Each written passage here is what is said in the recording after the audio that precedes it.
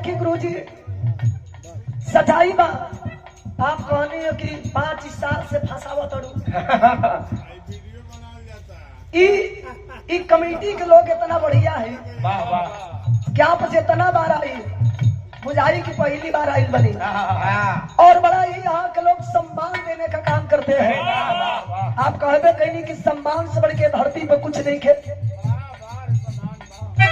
आप बम्बई से लेके दिल्ली से लेके कलकत्ता से लेके देश के बाहरी भी आप जाके प्रोग्राम करेली, लेकिन वास्तव में यहाँ के लोग जो सम्मान दिए हैं, चाहे हम हो चाहे आप हो, इस सम्मान का कर्जदार हम हमेशा रहेंगे।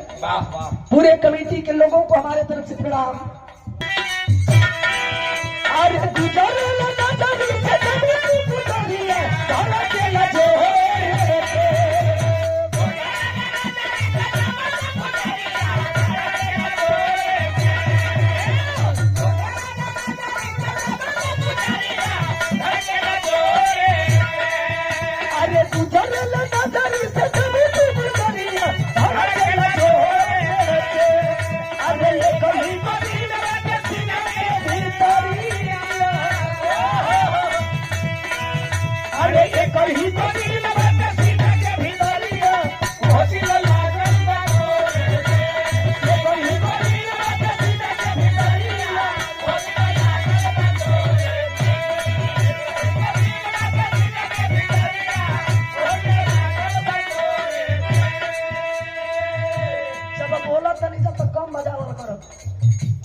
देखो तो अपने आवाज पकड़ ले हो।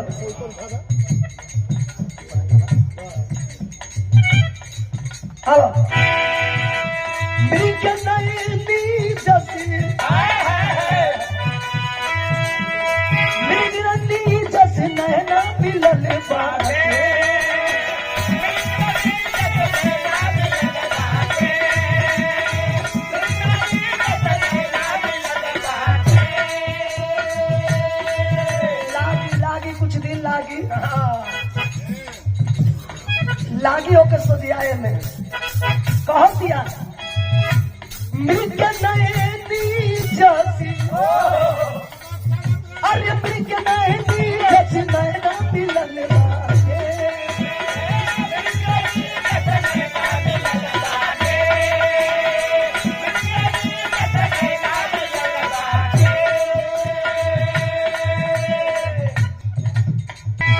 अरे चलो के मधु के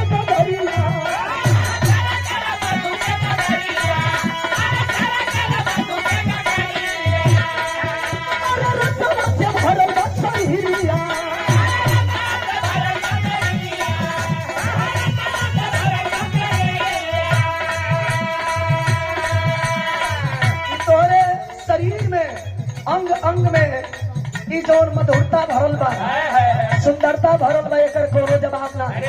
बहुत एका अरे पूरे पूरे भरल बा